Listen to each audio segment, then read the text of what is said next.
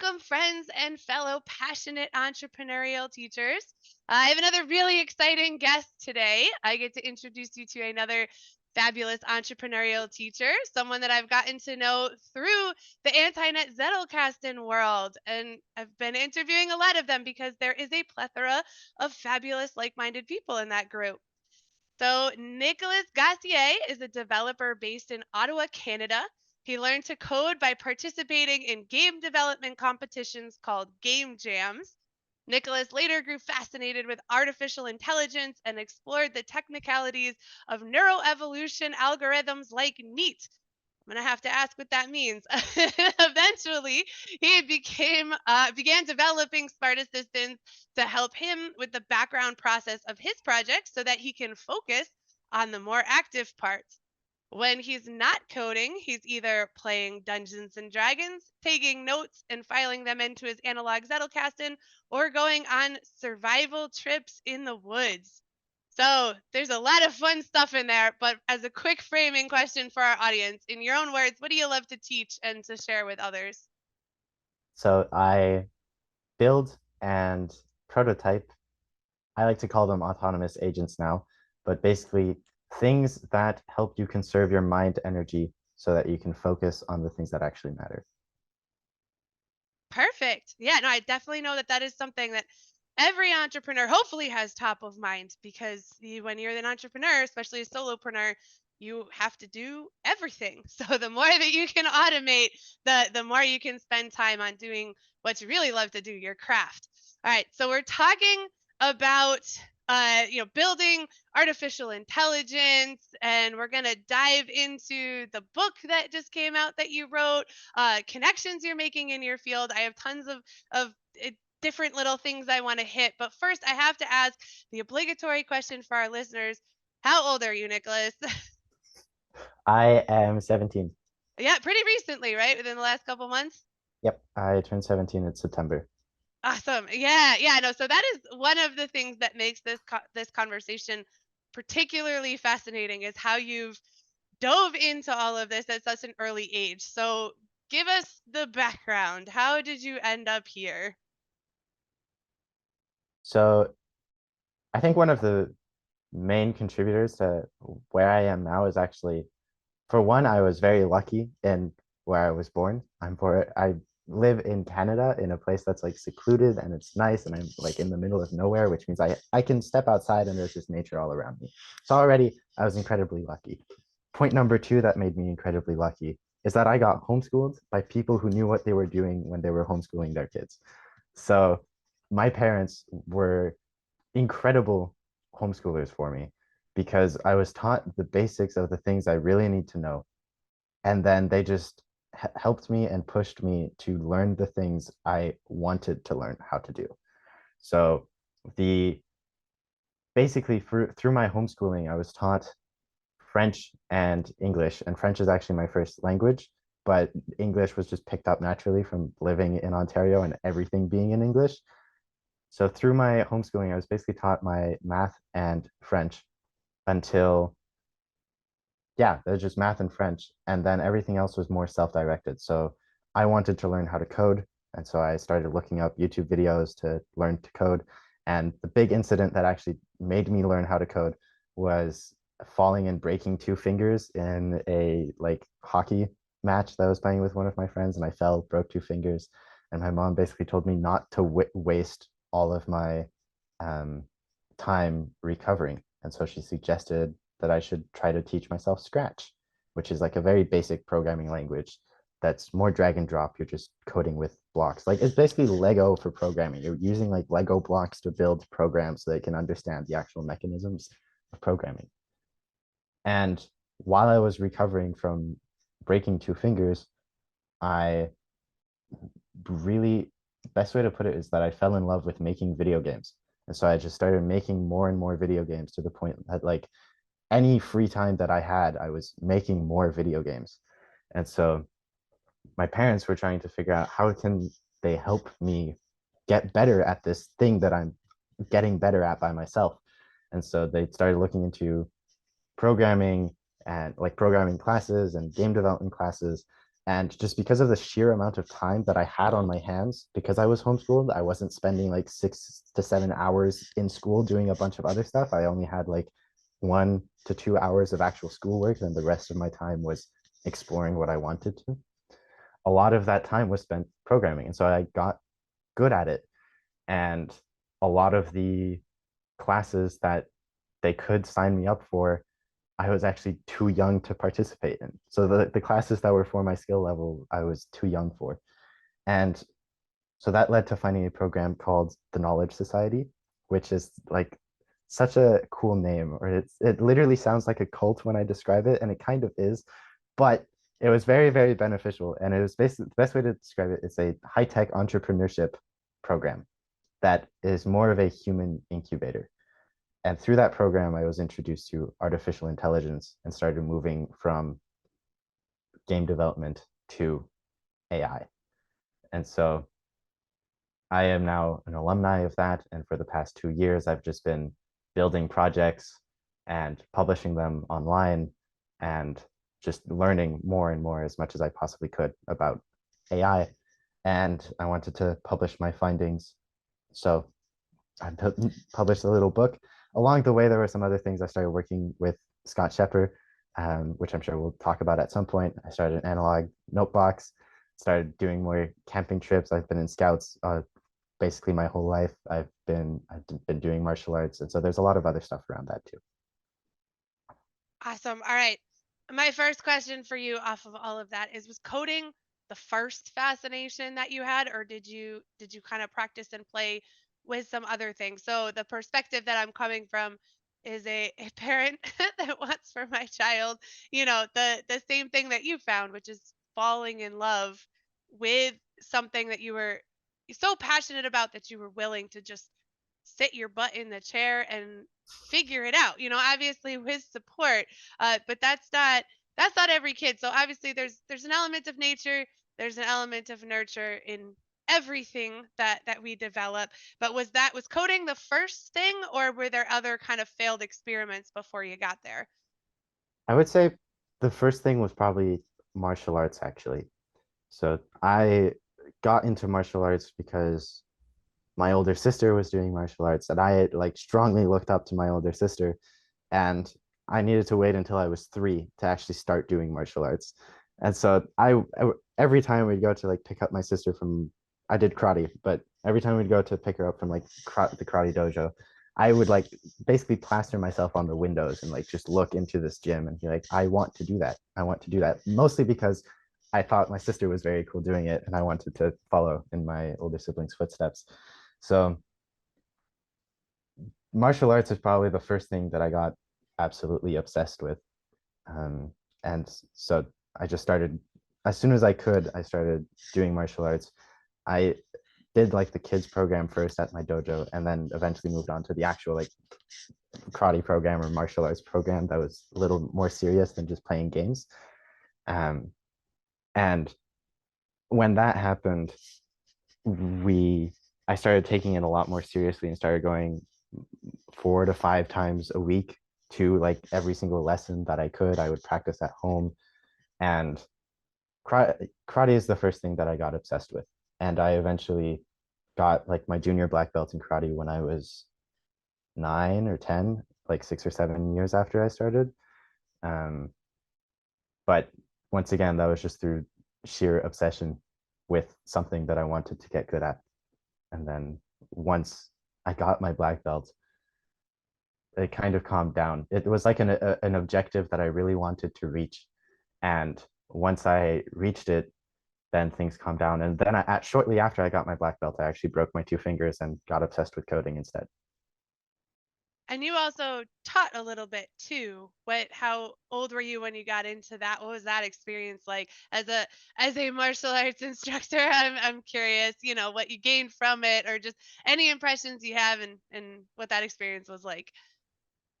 Yeah, so I started teaching karate when we moved away from like we were in a more urban area, and then we moved away to where I am now, which is more in the middle of nowhere. And so we were in a much smaller dojo when I moved here, which means that the there were less people to look after around. and coach from or teach from my two sensei.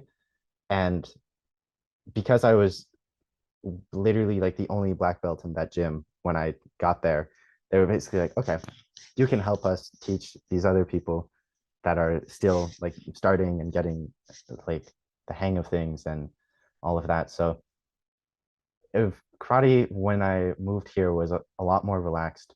It was no longer like an obsession with getting my black belt. It was more of a one, it was more of a social activity. It was also a way to keep myself healthy. And these are things that I'm noticing like looking back because when I think I was 12 or 13 when I started like teaching karate. And so these weren't things I was thinking about at that time. Like I wasn't thinking about the fact that going to karate was a way to keep myself physically fit. It was just like a fun activity for me to do. And my favorite part of karate is actually the sparring. And so like actual contact sparring, which was to me it made me realize that some things that are perceived as disadvantages can in that specific context be used as a way to surprise people.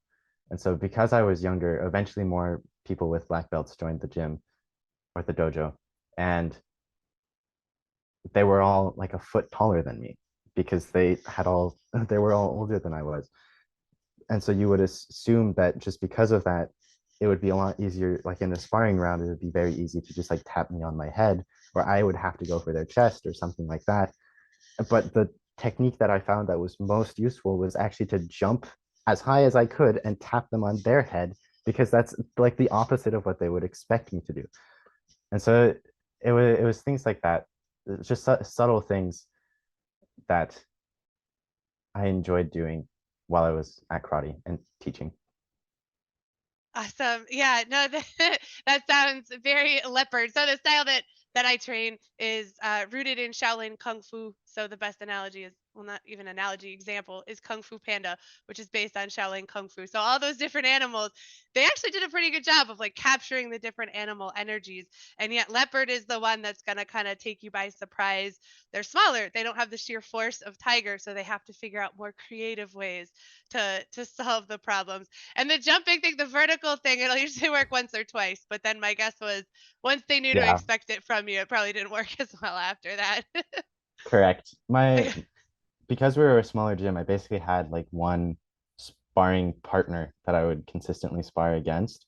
And so by the time I left that dojo, because I it also closed down. So I say left, but it's like left because of COVID and then it closed down during COVID. So but by the time I left, it was like me and this person knew each other's like fighting techniques so well that like every single week we would have to come up with something new because we would there would be like a minor movement and then we'd know the exact sequence of like three or four other things that person is going to do. And sometimes it was just a matter of like mis-executing. Like I often would see him do something and like, oh, I know exactly what's happening. I just don't know how to stop it yet. And then I would lose that round. Um, there was a my main sparring partner was significantly stronger than me, and so I would often have to avoid like a roundhouse kick. He had a very strong roundhouse kick that he would use, but yeah, Yeah, no, that was definitely bulldozer was definitely more my style in the ring when I was back before I was retired. I'm too at fifth degree in our system. They make you take a seat. But all right, so enough with the martial arts stuff. So back to the fascination and especially your parents' role in it. How did they help you develop that grit and persistence? Because there's, I mean, maybe you're just kind of wired that way. But what did they do that gave you the space to learn how to explore on your own, but also help keep nudging you forward so you didn't get discouraged? Tough question, I know. I feel like I can give a best guess for that question, but because I was the one that those I don't even know if they did anything consciously or if it was just subconscious, but I feel like just because I was the one who was experiencing it, it's not something that I pick up easily. I My best guess would be that they never really forced us to do activities we didn't feel like doing. So the only two things I was actually like forced to do each day was do my math homework and do my French homework, because those were like the two key topics that I really needed to know and that they found that were fully foundational. And I agree. I'm glad that they forced me to actually learn French, even though like I absolutely hated French spelling and French grammar, and I still do. But it's like it's useful for me to know two languages and to actually understand how that grammar works. But at the same time, they were flexible with the things that they were like the things like French and English. They were flexible with the way that it was like enforced in our learning.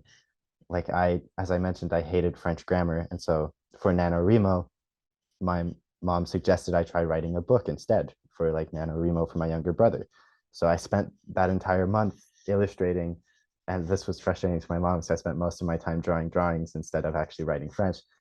But it meant that at the end of the month, I still had like this little 10, 12-page little book for my younger brother that was just produced instead of writing French. And so short answer would be we weren't forced to do anything we really didn't want to do. Like that's actually not the right way to say it, because they're French and English. Nope, not French and English. French and math were still like forced upon us.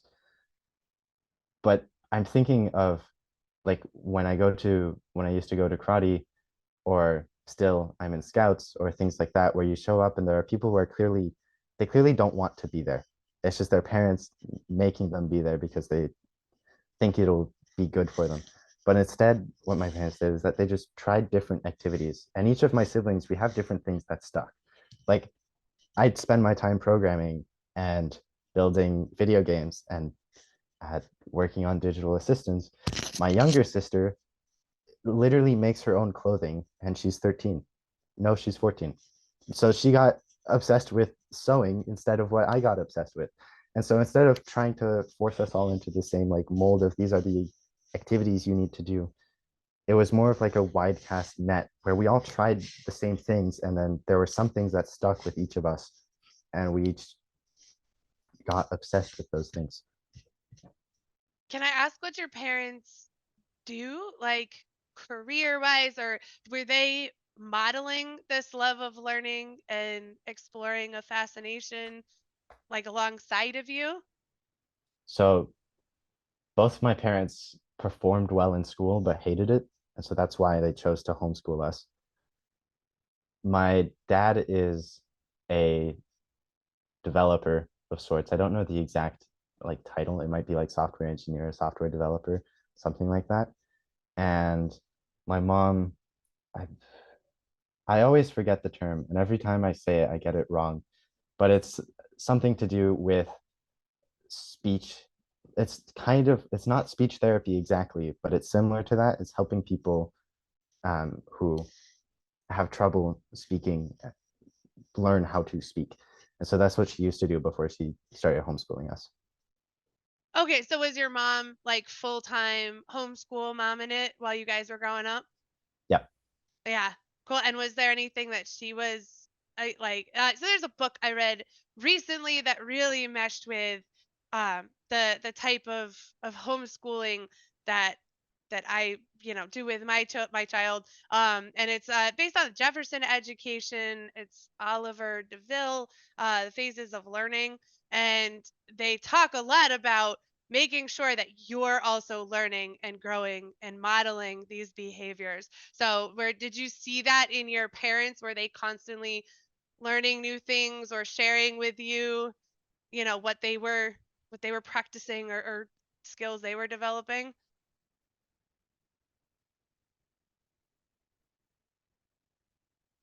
I don't think I felt it incredibly strongly, but that might just be because I was too distracted on my own things.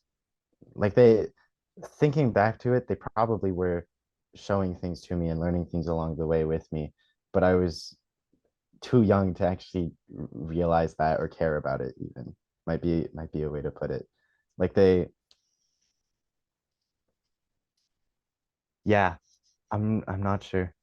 Yeah, so I This guess what I'm kind of trying to get at is if you were to give advice to a parent, so based on the fact that I mean, at least so far, you've turned out pretty awesome, and you have this, you're very self-driven, you're successful even in the things that you've taken.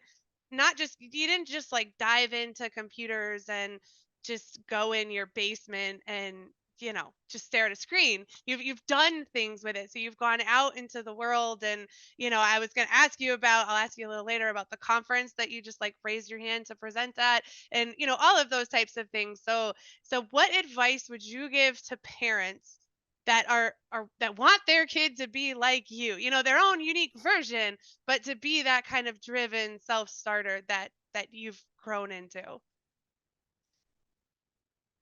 I think what I would say is one, that there needs to be a high level of trust between you and your kid. I trust my parents and my parents trust me. I'm currently on a gap year. I don't think they would have, and I think one of the reasons that they're like completely fine with me taking a gap year is that they trust me not to waste it. So there's building a high level of trust with between like me and my parents, I think was very important. And knowing that I can trust them and them knowing that they can trust me is probably vital. And then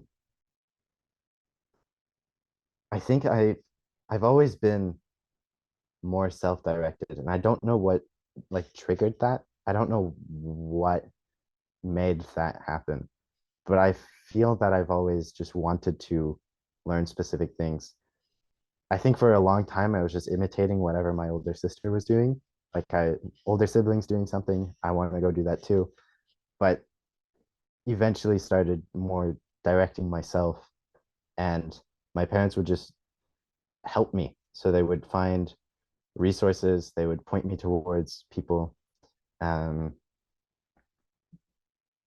Signing me up to the Knowledge Society was very big. That that program is very it was a very transformational program. Um, but yeah, basically just a high level of trust and then helping with what they decide that they want to do and And how much? letting them be their own person. Yeah, yeah. And how much did they support you through like the Knowledge Society? Or once you were in, were you kind of on your own to figure it out? How much, did they were they in the background with you? When in this situation, what do you mean when you say support? Because I think that that word can take a lot of different shapes.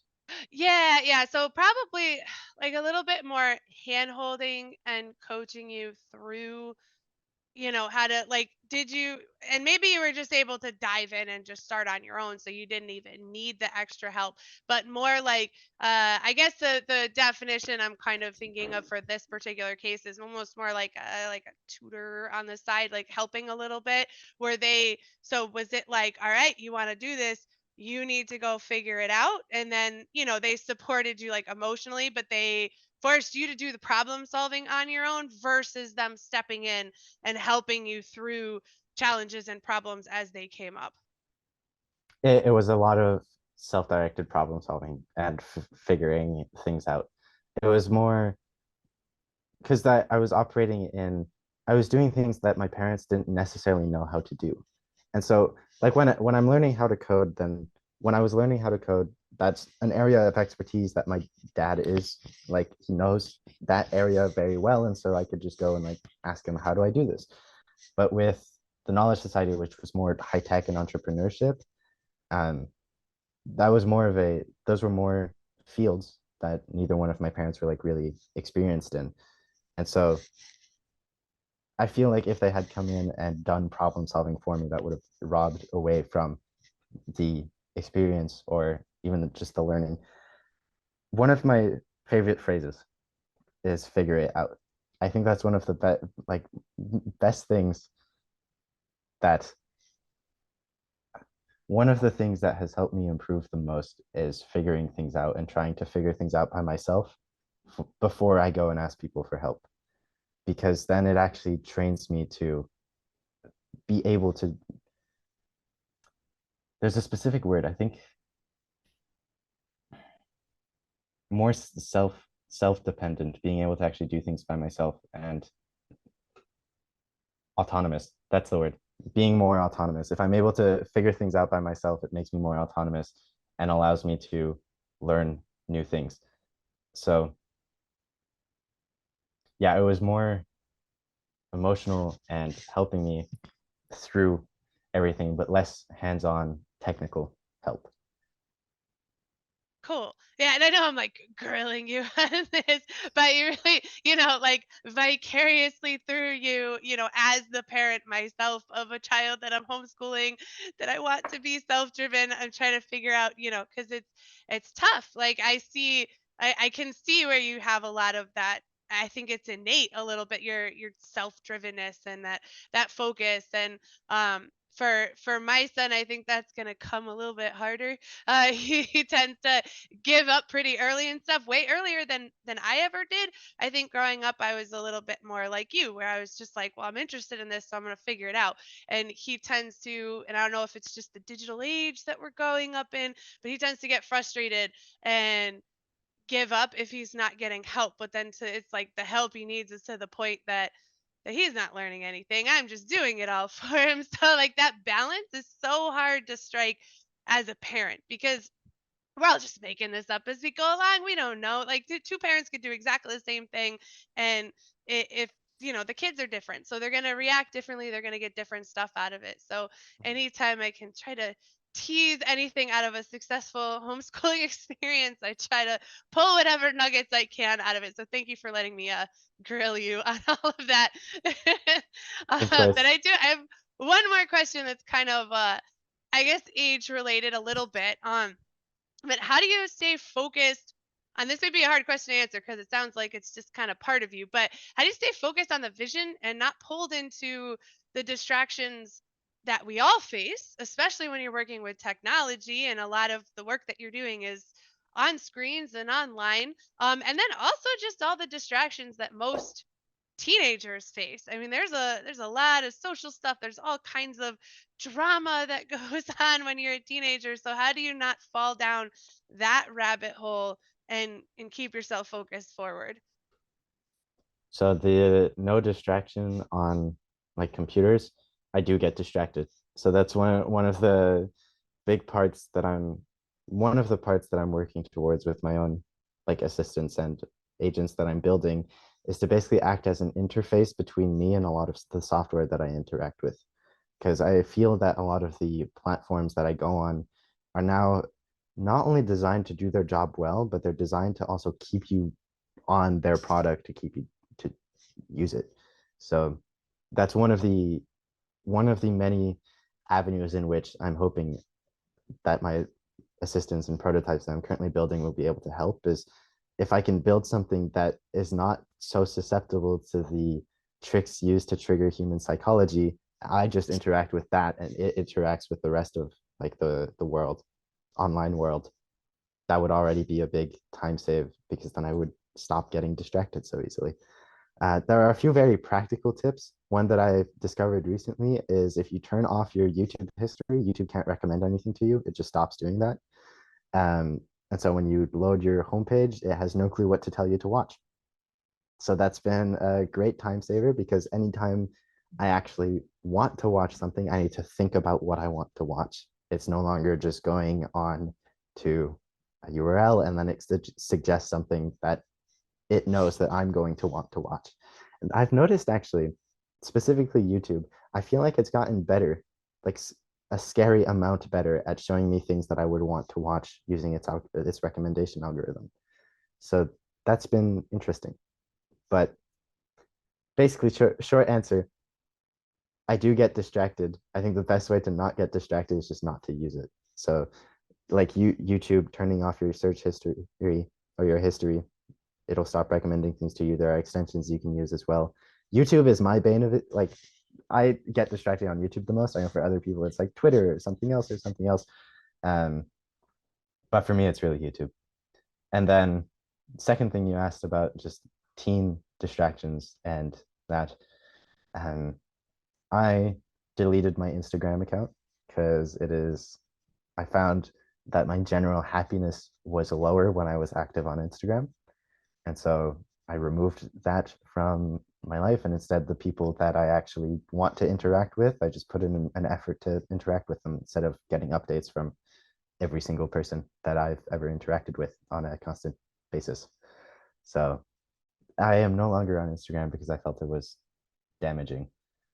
And then for other just general interactions, would just be to, I feel that I was both lucky and selective in the people that I chose to spend time with. And so I managed to avoid, I spent 2 years in high school, so in like public high school. And I feel that I managed to avoid a large majority of the drama that happened within those schools just by being intentional about the people I spent time with and choosing to spend time with people who also did not like drama. Because then, whenever something that could turn into like a dramatic spiral happened, it ended within like 10 minutes because we would just talk to each other and get it over with. That's, yeah. All right, so each one of those involved a high level of self-awareness to recognize that YouTube is the thing that, is your Achilles heel, to recognize that Instagram makes you unhappy, to be aware, not just to get sucked into popularity or all of the other stuff that happens when you're in high school, and pick, to be selective about the friends that you chose. So do you have any idea where that self-awareness came from? Do you think it was something just from your upbringing? Was there ever a book that you read that got you thinking about it? Was it, I mean, it could have been the martial arts too. I mean, is there anywhere that you can kind of, even if it's just a guess at where that level of self awareness came from? Probably a mix of everything, honestly. It's probably got it some from martial arts, from spending time outside, just interacting with nature. Probably one that helped a lot is journaling consistently.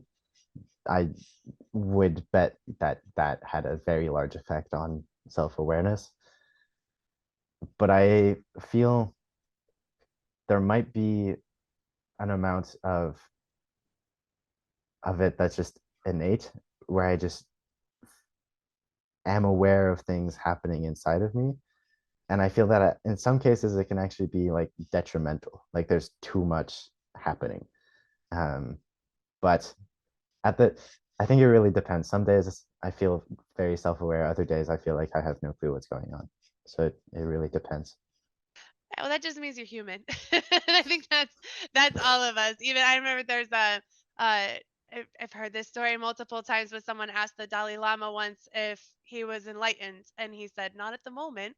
And we all flex in and out of that level of awareness, and that is something that I do see in my son, that gives me hope, because he just turned 11. So, and that, it sounds like that was like that really pivotal age for you, because there is a point, where there's a transition that happens just in the way that your brain is developing, your ability to have that kind of grit and persistence and self-awareness. And he's always he wants to know if he has a feeling, he's gotta like fight with it, and we have to talk it out till he can figure out how to put a label on it and try to understand where it's coming from. I think the hardest thing is when you can't, because we don't always, and sometimes we just feel like crap, and there isn't really a good excuse for it. It's just some days something's a little bit off. But that level of awareness, like, he knows YouTube makes him, like, ever since he was a baby, like, a toddler, watching all those silly videos, like the surprise egg things and stuff, that's like toddler crack on YouTube. He would like, it sucks them in, but then he would just be like completely emotionally dysregulated. And he knows that now. So he doesn't push back when I regulate his, he watches very, very little YouTube, and it's an agreement because he recognizes that it really throws him off.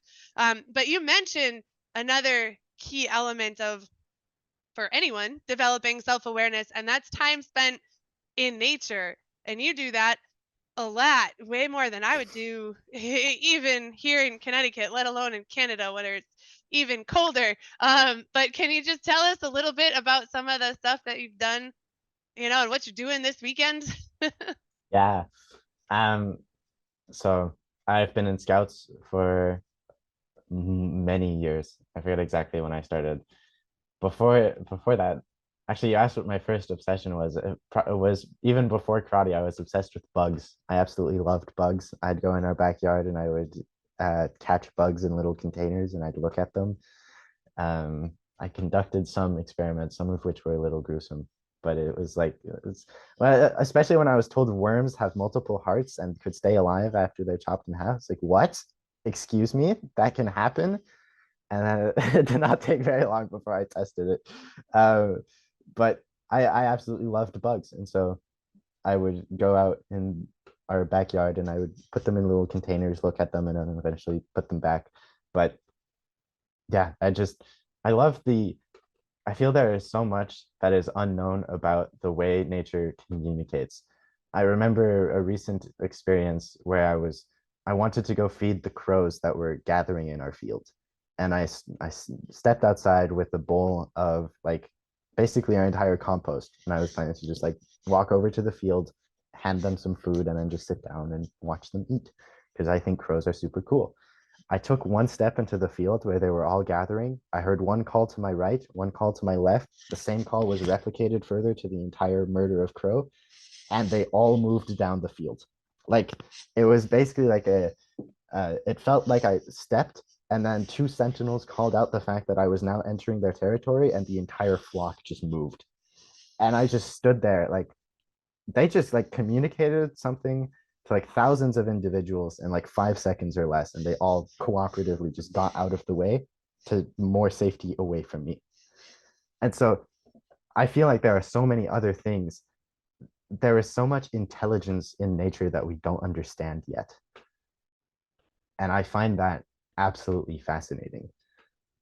So I even like you can think of intelligence in like a specific animal, you can think of it in a specific plant, and there's also the thinking of it as like the entire forest itself is an intelligent organization that gathers intelligence or information, synthesizes it, and then communicates it throughout the entire forest to be more healthy and know what's happening. It's really fascinating. So I think I've grilled you enough about your life outside of your work and how you got here. So now I want to ask you a little more about what you do, what you're developing. So the first thing I want to know, because I'm still trying to wrap my head around this, is how is what you're looking to develop different than Siri or Alexa or Hey Google, whatever Google's thing is called? How is it? What are you trying to do that's different than what's already out there? So the main component is autonomy. If when This is something that actually the example I'll pull from is from just cleaning the kitchen and me and my siblings not having the cue to, after we eat, we need to clean the kitchen. And so my parents would constantly ask us once we're done eating, remember, you guys need to clean the kitchen. And that still took mind energy from them. Even though they weren't the ones actually cleaning up, the effort to remember to tell us to clean the kitchen was still taking a significant amount of mind energy away from them. And so the same thing can apply to telling an assistant or a robot to do something. If you're telling it, hey, can you go do this? That's still taking mind energy away from you that you need to communicate to something. And so one of the main components is a more autonomous model where you tell it once, here are the things that I need to do on a consistent basis, or here are the ways that you can actually help me do this on a consistent basis. And then it just does it. So you don't have to constantly spend mind energy on it. Another way that it's different or that I'm working towards, what I'm describing right now is more vision. A lot of the models that I'm currently building are slowly moving towards that because that's a lot more complicated than what we currently have or that I'm trying to experiment and build with. So basically a lot of the current models are just voice interfaces to applications. So you say something, it takes what you said, finds the best application to do it, and then does it for you. And I feel, especially, I don't know how often you use something like Siri in your own computer, but not very often, or even like Google in your own computer, not at all often. Like the main use case that I've seen for any of these assistants is when you're not at your computer and you need to do something very basic. Like if you're cleaning the dishes and your hands are soaked, it's a lot easier to say, hey, can you play music instead of going to wipe your hands, going to your phone and playing music. Like the only useful use case that I've seen for Siri, Alexa, and Google is when you're not at your computer. And so I'm trying to build assistants that are actually still useful while you're sitting at your computer or while you're away from your computer and they're working on things for you. Cool. So the book that you just released, which is super cool, that was on teaching you how to build your own AI assistant. So what does the version that's in that book as kind of a basic beginner version of building this, what does that one do? So that one is still an interface to application, but instead of interfacing to specific applications, it's scripts that you write yourself. And so you can basically build up the specific things that you want it to know how to do. Like one task that it comes up a lot, you could just like automate with a few different APIs. And API is an application programming interface. For people who don't know, it just allows you to interact with other applications through code. So like I can interact with Stripe through my Python script, and then I can interact with this other application through my Python script. So I would just write this Python script, put in the places where information can be filled in, give that to my assistant, and then at any point I can just ask my assistant to run the script and put that information through it. And so the thing that is described in the book and the step-by-step walkthrough in the book is more of a fun project to get your foot through the door with artificial intelligence, not something that's going to be incredibly useful to use. And that part is more something that I dive into in my newsletter, where I talk more about like specific technology that can be used to make more useful assistants. Like the one that I'm just wrapping up now and now in a point of just improving it is one that summarizes my entire inbox into one document and then summarizes it into a voice like paragraph that it just reads to me when I turn my computer on or when I ask it for my inbox. So I can just turn my computer on and then it'll ask me, would you like a summary of your inbox? And I can respond yes or no. If I respond yes, it gives me a quick summary. If I respond no, it just goes away. And when I open my inbox, I have a document with just, here's a summary of your full inbox, the important things, due dates, newsletters you're subscribed to, and a quick description of each thing. So that's a more like useful use case compared to the voice assistant that you interact with. So what's the dream? What are you hoping to create? And maybe like what do you see it being 2 years from now? So full dream or vision, the way that I've working title is to 10x the effectiveness of every human on earth using artificial intelligence and assistance. So to get to a 10x effectiveness in health and relationships and happiness and productivity and output and all of those areas, incremental progress on a voice interface is not going to cut it. And so like long-term vision is not something I can even conceptualize how we're going to do that yet. And so there's still a lot of work ahead of me to get there. 2 years from now, what I'm hoping is to have more of a little fleet or little group of specific agents that are capable of outsourcing specific tasks from me to just their own training so that I don't even have to think about it anymore.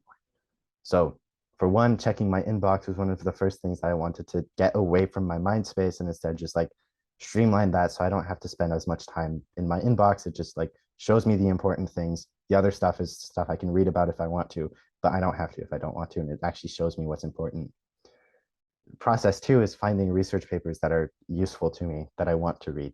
That's the next one I'm planning to try to automate, is to actually build like a research assistant of sorts that finds research papers for me and brings them to my attention when they're useful. And then there's a bunch of different systems that I want to automate that will take more than just regular Python code to do. And I think it would be one, more interesting to do them as like actual assistants or like people that are doing things instead of just like a random Python code running in the background. So one, it's more interesting. And two, I think it might actually be more powerful if each of these assistants have their own like shared memory that they're able to all contribute to. And so 2 years from now, the best way to say it would be to have my own personal intelligence agency that's constantly working in the background to bring important things to my attention. That's pretty cool. Are there, and this has got to be like, you're not the only person out there doing this. Is this something like, I don't even know how to ask the question because I don't know enough about this. But is this something that's like there's a lot of people kind of working to solve this problem, or is it just on the cusp of like kind of gaining attention because I AI think is so new?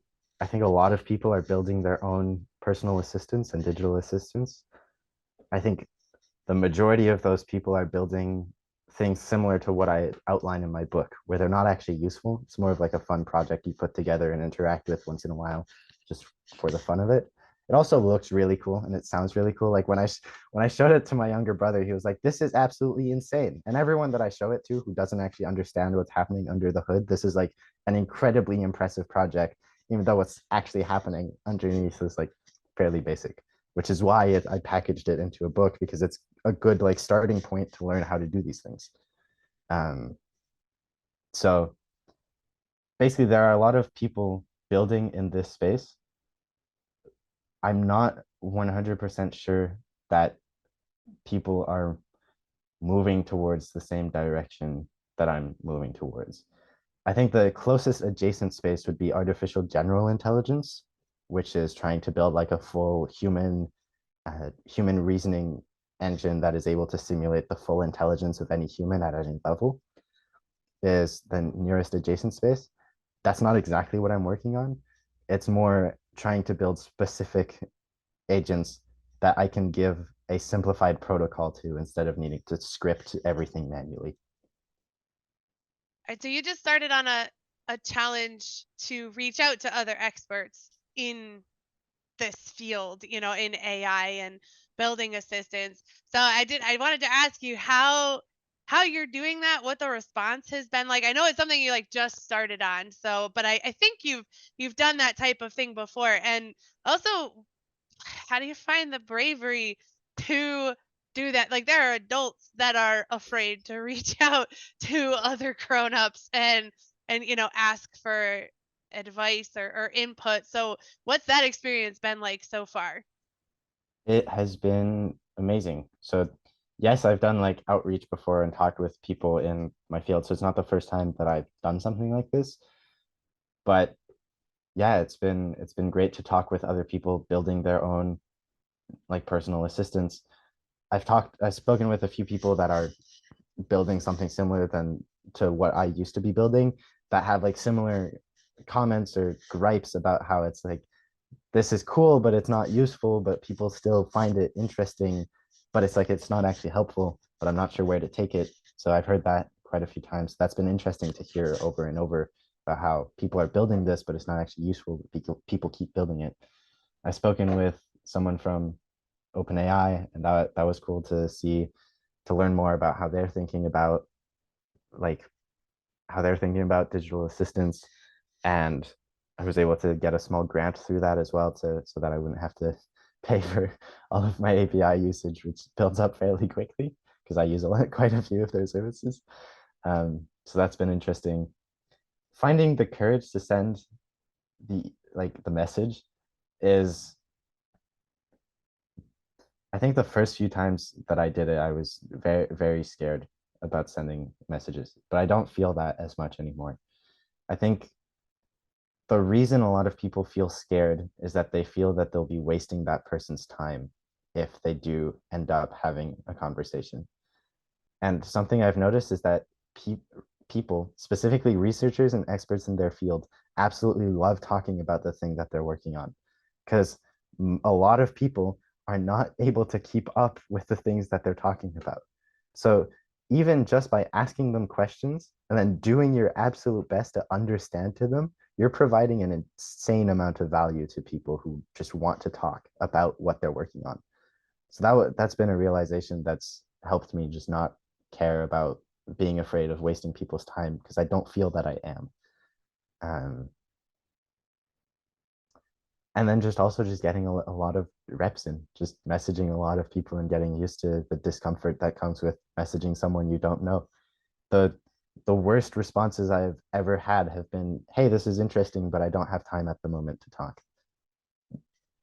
I've reached out to like over 100 people throughout my life. And so it's like, if that's the worst that I've gotten, other than no response, it's like, there's no reason not to. There's no reason not to message people. I'm curious, do you leverage your age when you Of course. message people? Yeah, of course. Good. Yeah. 100%. Yeah. It's I'm sure that it's helps. one of my like opening lines. It's like, I'm hi, first name. I'm a 17-year-old developer working on XYZ. I recently read your paper about this. I'd love to ask you a few questions about it. That's like my classic LinkedIn message. When I message someone on LinkedIn, it's like, that's the quick blurb that I add to it. But yeah. Okay, and that you're doing most of those connections through LinkedIn. I mean, that makes sense as opposed to like, I mean, I guess you could find emails on like college websites or something like that, but LinkedIn You it does can. seem like a smart place. So finding people's contact information is always a challenge. Um, if I can only find a business email, I normally try to go through LinkedIn instead of their business email, because they probably get a lot on their business email, and so the response rate is a lot lower when I'm messaging people on like their actual business email. If I can find someone's personal email, which does happen once in a while, that's normally the route that I use to reach out to them, because I know they'll see it. And that can sometimes be, I haven't had anyone like ask me like, hey, how did you find this? Normally, if I message someone on their personal email, I get a conversation with them, which is a little strange, but it No, works. yeah, yeah. No, so now speaking of bravery, tell us about the conference in DC, which I think was just like last summer or fall Yeah, it that was you in did that. September. Yep. Yeah, yeah. So tell us a little bit about that. Yeah, so there's this conference called Voice and AI that I applied for a student ticket for. So there was like a student application where you could apply, and then they would just give you a ticket for free if you made the cut. And so I got a free ticket to the conference through that, and then basically just spent all of my savings from the like basically just spent all of my money to be able to go to buy the flights to DC, and then buy like an air or stay in an Airbnb while I was there. And so that was a very cool conference about artificial intelligence. But I someone introduced me to the organizers of the conference, and so now after that introduction, I knew who the organizers were, and I figured that I had spent a lot of money to come to this conference, and so one of the ways that I could, one, contribute back to the conference instead of just consuming stuff and gaining more value myself, would actually be to challenge myself to actually do a presentation here. And so I found the organizers again and walked up to them, reintroduced myself in case they didn't remember exactly who I was. And specifically before that, I found a slot in the schedule that was empty in one of their rooms. And so it was a very like planned, hi, here's who I am. There's a 15-minute window in your schedule at this point in this room. Can I fill it with a presentation? And he just pointed me towards the person who was in charge of all the presentations. So then I had to do the exact same thing to someone else and go, hi, here's who I am. There's this gap in your schedule. Can I do a presentation? And he actually at first told me no, because apparently that gap in the schedule was not an actual gap. They just lost that room at that point in the day. And so someone else was using that room for something else. But then it was basically after I received that, I decided either I could just take it and decide not to do a presentation, but instead I asked him if there were any other slots that were open that I could take. And so he looked it up, found a 15-minute window, and then put me in there instead, and just asked for a headshot and description. And so as soon as I left the conference a little early that day, went back to my Airbnb and just assembled all of the slides, practiced as much as I possibly could, because the next morning I got up, went to the conference, and then presented. And so that was more of a, I know I can assemble a presentation in less than 24 hours because I already have enough material for it. I just needed to talk with someone to put me in a room with a projector so that I could, or not a projector, with a screen so that I could do my presentation. Have you ever presented like that before in like a Uh, room full of live people? Not in a room full of, actually I had done it once before in front of like real people. I had done it a few times in like on Zoom, like having a presentation and just presenting it to people through Zoom, but it's a different atmosphere in person compared to through Zoom. I imagine this is something that you feel as well with Toastmasters when you're doing a speech. Yes. Yeah, no, it's definitely a different vibe, but I mean, the whole idea behind Toastmasters is people are terrified of getting up and speaking in front of other people, and you were just like, hey, why not? Like you just dove in. Like the classic line I've heard is people would rather be the one in the coffin than the one giving the eulogy. And then to just raise your hand and be willing to jump in with, it sounds like, not a whole lot of experience doing it before. It impressed me. It's a pretty cool story. Yeah, it's a similar thing to reaching out. Worst case scenario is I just heavily embarrass myself and then I forget about it, and other people also forget about it, and then I move on. Yeah, no, that's impressive. I could not shake things. Maybe nowadays at like 38 years old I could do that, but at 17, like no way. I mean, even just like brain development wise, you're so like in the moment, that part of your brain that can let things go in the future is not really developed yet. So that ability to just step in there is awesome. And another arena that you've stepped into very confidently is with Scott Shepard's work. So you've been helping him, as what does he call you, his little anti nut. But Yep. uh, so you stepped in and you were his first like actual employee, in all of this, the little group that was not little, it's a relatively large group of people, but the online group. And you also stepped up and took over helping with a course. So he gave you the opportunity to develop your own course on the Anti-Net University course to help people figure out how to get into the analog zettelkasten. And then you've been in a flipped classroom format.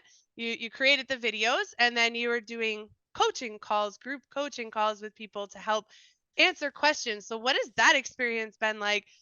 Not just coaching, because I'm guessing it's probably the first time. Oh, martial arts is kind of similar. So I mean, teaching's teaching. But teaching people older than you, coaching people that are older than you, what's that experience been like? So, fun fact, actually, I met Scott through a cold outreach email that I sent to him because I really liked his internet. But yeah, so I started working with Scott, and then he suggested to make a course to just distill the 600-page book that he wrote into like 2 hours of content so that people could like fully digest everything that's important in as little time as possible and just get up and start going. So I was basically tasked with creating a high quality course on the Anti-Net zettelkasten, which, because I already had like 2 years of like actually using it, it wasn't incredibly difficult to do. It was just time consuming. And then I also reread the book. I've read through the Anti-Net zettelkasten book like front to back 2 times, and then there are specific sections that I've read like 3 to 4 times each, just because like I'm teaching it, I need to like fully understand this.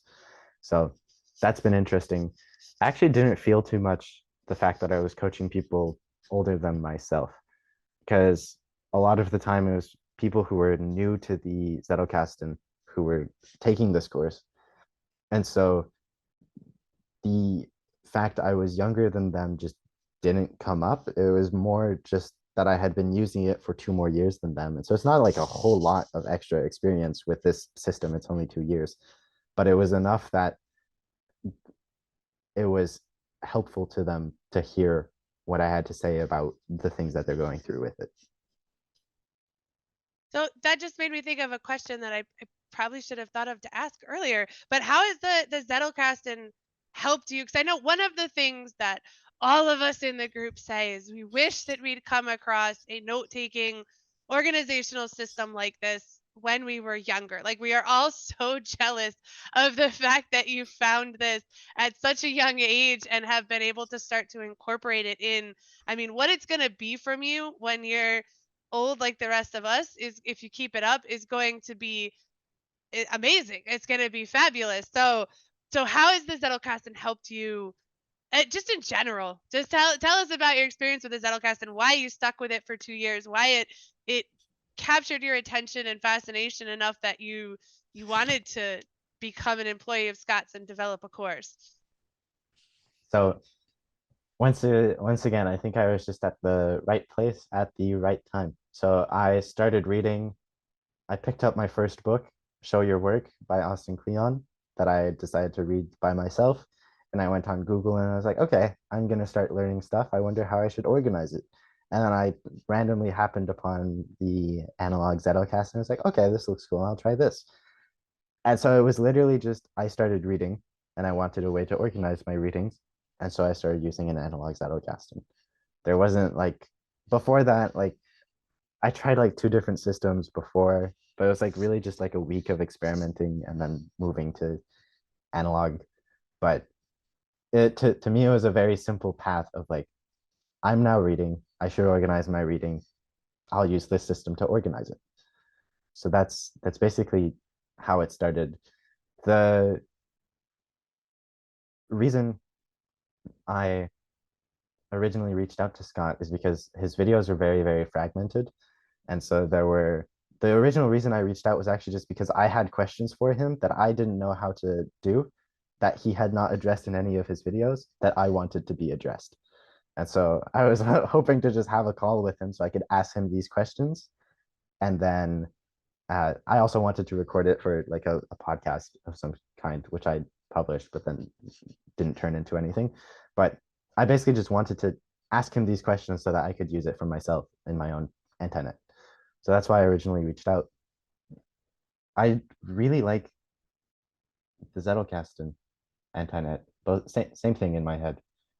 Is one of the reasons is that it's separated from my computer. So similarly to being in nature, it feels like it's just different to when I'm sitting in front of my computer and programming. It's just a different way to learn and a different way to actually spend time. And so I like the fact that they're separated and they're not the same thing. It makes a bigger distinction in my head between when I'm learning and doing other stuff like coding and responding to emails. And then what initiated you jumping onto Scott's team, or being the first member of Scott's team? Was that something that you asked about? Was that an idea he had? I'm just curious the origin story. Mm-hmm.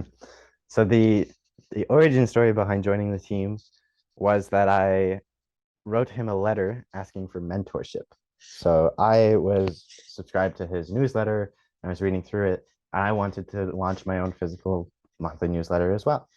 And so I sent him a handwritten letter asking if we could hop on like a 30-minute call once a week, and just if I could receive coaching from him. And in my letter, I was like, I am a, as a reminder, I am a grade 10 high school student. I don't have any money. I can't pay you. Is there something else I can do instead to like help you so that it's more of a equal exchange instead of me just taking time away from you? And his response was, distilling it down, was, I don't want to coach you. Instead, I want to hire you and you can just work for me and then you can learn the insides of the entire business from there and I'll pay you as well while you're doing it. So it was more of a, I wanted him to coach me. He hired me instead, and I'm still very happy with that outcome. Yeah, it basically created a win-win. So Yeah, it kind of equalized the relationship. You were getting that, getting to see what goes on in the kitchen, and then he was also getting benefit out of it as well, because I know you do a lot of you're his automation assistant when it comes to posting his podcast and all of the other correct. various little things that you do. Yeah. The first 2 weeks when I was hired, I spent the majority of my time writing Python scripts to automate the things that he taught me how to do. I just wrote a Python script to do it instead. So that was like the first 2 weeks of me working with him was just automating the things that he showed me how to do. That's awesome. All right. Well, I know that we could keep chatting, or I could keep grilling you for a lot longer, but we should probably start to wrap it up. So I have some friendly fire questions because they're not very rapid. Uh, so my first question for you is what should people look for in someone who does what you do? So how do you find someone who does the work that you do, who teaches people how to build autonomous assistants? How do you find someone that can help you learn coding? If I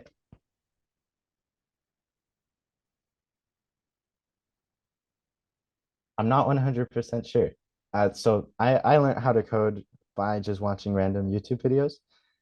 So the best way to find people would be that when you encounter a problem, to look up your specific problem on YouTube or on Google and then follow whoever is teaching you how to solve that problem. All right, so here I because that is kind of a that question doesn't quite fit your situation. Yeah. So maybe an even less rapid question would be how do like how do I want to phrase this? What should you look for in AI to know that you can trust it? I mean, that's like a whole can of worms that we didn't get into, because there's people that are going to listen to this and be like, whoa, this is all so cool. And then there's other people that are going to be like, nope, not touching it. It's the robot apocalypse, the dawn of the robot apocalypse. We're all screwed. AI is going to be the end of the world. So, so when someone's starting to try to figure out how to engage with AI, how do you know how to trust the AI? Like, is there anything in particular you should look for, even in the way it's presented?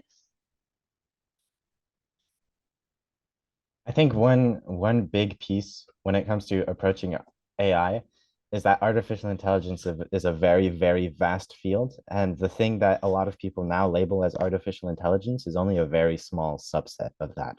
So when people think of artificial intelligence now that it's like entered the public sphere, they think of ChatGPT and chatbots and that kind of stuff. That's a very specific portion um, of natural language processing, which is a specific portion of artificial intelligence. So the thing that we're currently encompassing is like all of artificial intelligence is actually like a very, very small subset of it. It's just that it happened to blow up recently. So one way to approach AI, I think that's important, is to understand that it's a vast field with a lot of different, very cool technologies that are happening. And in fact, a lot of the things that used to be artificial intelligence, we don't call it artificial intelligence anymore. There's a saying that is, I forget exactly who said it, but it's that people call something artificial intelligence until it works, and then it's an algorithm instead of AI.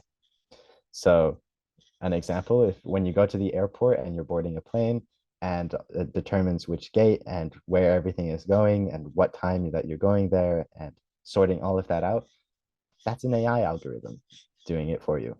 So there are so many things that are artificial intelligence that we just don't call it that because it's under the hood and we don't see it.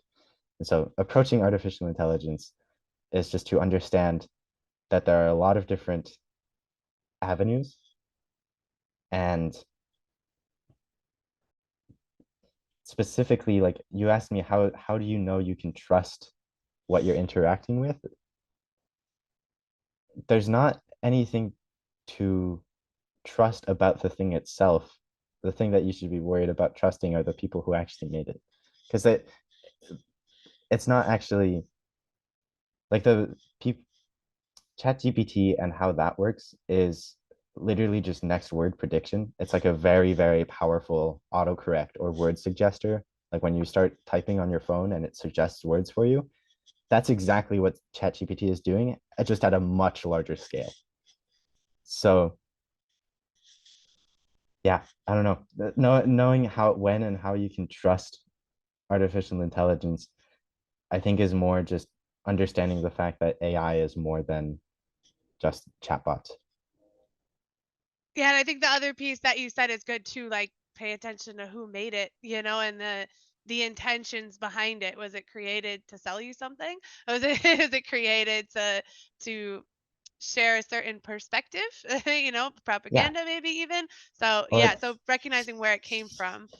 even like a YouTube recommendation algorithm. That's a type of artificial intelligence that's optimizing to keep you on the platform. So there are a lot of different types of algorithms at work throughout our lives that we might not even realize are actually artificial intelligence.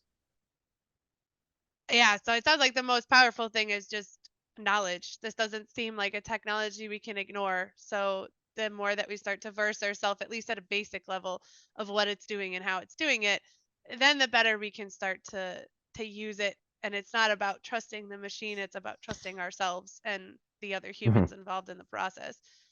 Yeah, I think one of the goals that I'm working towards with my newsletter that I'm writing now is to explain what's happening in as many simple terms as possible. Like, I often read academic papers that it takes me a while, like a long time. I have to reread multiple times. I sometimes have to speak with the authors to understand what's happening and what they actually wrote and what they meant by that. And so, one of my goals with my newsletter is to actually explain things in a way that people can understand without spending multiple days rereading the same things and breaking it down. And this newsletter is like Scott's, right? Where it's an analog monthly newsletter that you get shipped to your Yep. door and then on paper, which is so ironic for a digital topic. But the reason that we're both in this crazy anti-net zettelkasten world is because there is a massive amount of value to the analog. It's not the computers aren't the answer to everything. They're just an answer to certain situations. All right, so Mhm. next question is what's one thing that you would suggest to our listeners that they can apply in their lives today?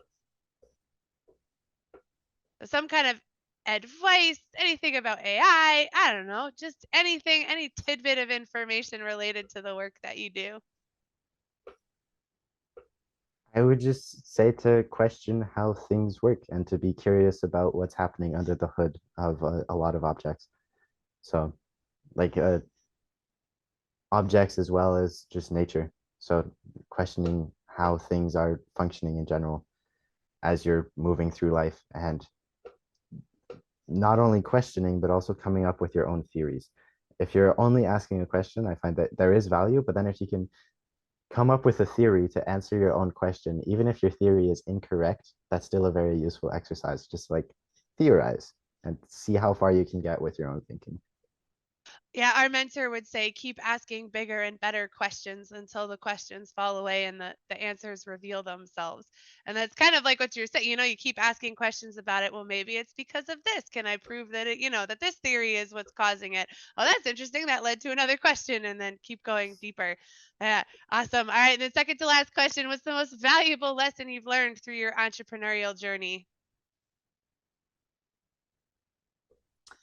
The To continuously build momentum.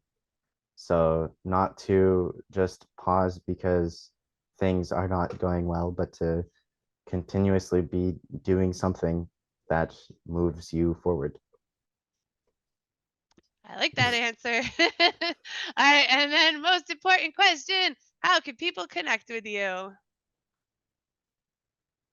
Either they can look me up, Nicolas Gatien, there's no H in my name, Nicolas, and then space Gatien. Uh, you can look me up. That should bring up my website. You can connect with me either through email, or you can check out my website. You can purchase a copy of my book as well. You can also find me on LinkedIn and Twitter. Same thing, Nicolas Gatien, and I should show up. Awesome. Well, thank you so much for joining me today. This was a exciting, awesome conversation. I really appreciate it. And Keep being you, man. You're doing cool stuff. Well, thank you very much. And thank you for having me and asking these questions. I had a lot of fun talking.